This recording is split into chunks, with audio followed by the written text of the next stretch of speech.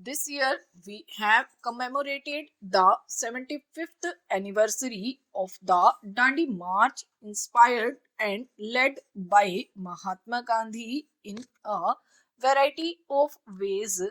Thousands of admirers and followers of Gandhiji from India and overseas reenacted the famous Dandi March. Many congressmen and women inspired by the leadership of Sonia Ji participated in this historic reenactment. Our government issued special commemorative postage stamps. I am very happy that today we meet here to issue special commemorative coins. I compliment my colleague, the finance minister, for the initiative he has taken in this regard. We shall salute Mahatma Gandhi for the courage of his conviction and the power of his symbolism. Holding up a fist of salt from the soil of Mother India, Gandhiji made British rule unpalatable. It was a historic moment in the creation of Free India. I have spoken on several occasions during this year on the significance of Dandi March.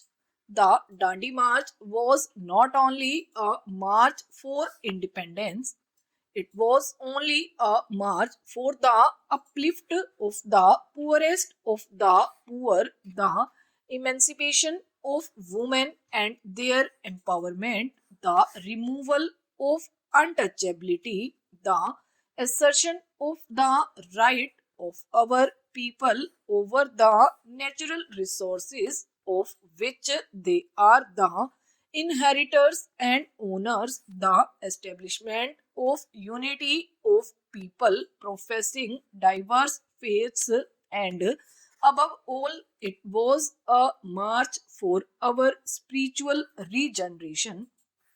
It was also a march of unity of all Indians, irrespective of caste and religion, language and reason. The inclusive nature of our national freedom movement created the foundation for our inclusive democracy, of which we are justly proud. By following Gandhiji's life and deeds, by recapturing the spirit of his ideas like Dandi March, we can build the India of Gandhiji's dream, an inclusive and prosperous India.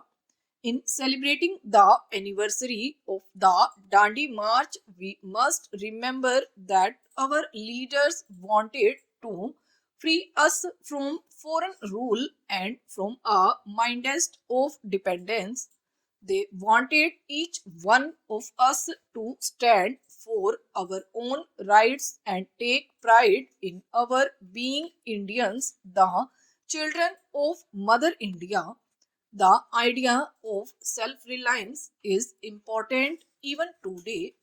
However, self reliance does not imply pursuing a policy of exclusive. It does not mean cutting ourselves away from the world. Self reliance in the modern world implies the ability to pursue one's interest with self confidence and faith in one's own capabilities. Let me begin by expressing my sincere gratitude to my leader and to each one of you for this interaction.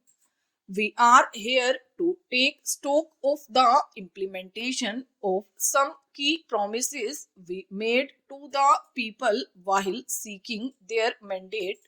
We were returned to power at the center not just on a wave of resentment against the NDA but equally on a wave of hope and faith in our ability to provide a government that cares.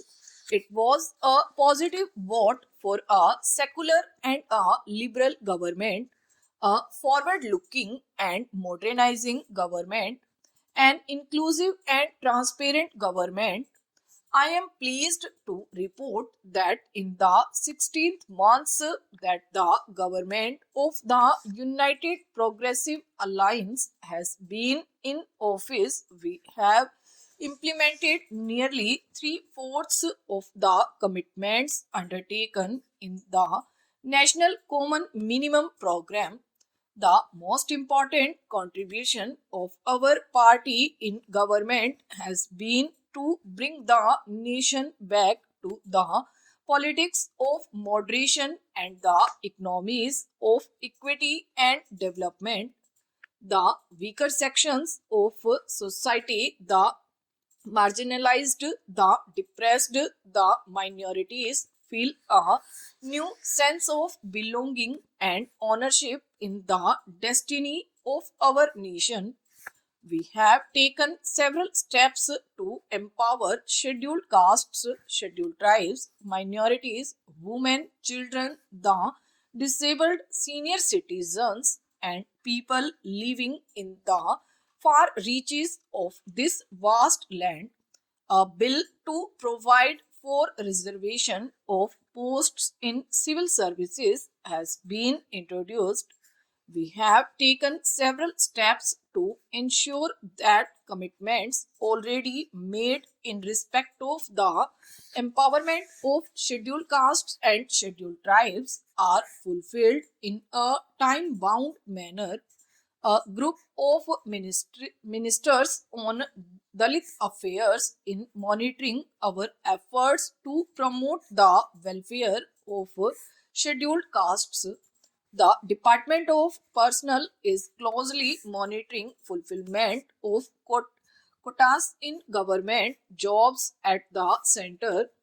I urge state governments to also pay special attention to fulfillment of commitments to Dalits and tribals at the state level. The central government will make sure that at least 80% of the vacancies in SC/ST reservation quota jobs in government will be filled on a time bound basis. Scholarships for higher education for SC/ST students have been significantly increased. A high level committee is putting together information on the social and economic status of the minorities in India. We have also taken steps to economically and socially empower the minorities and widen education and employment opportunities for SCs, STs, and minorities in the private sector. We propose to come forward with a new 15-point program for the welfare of minorities with specific timelines and targets in the future.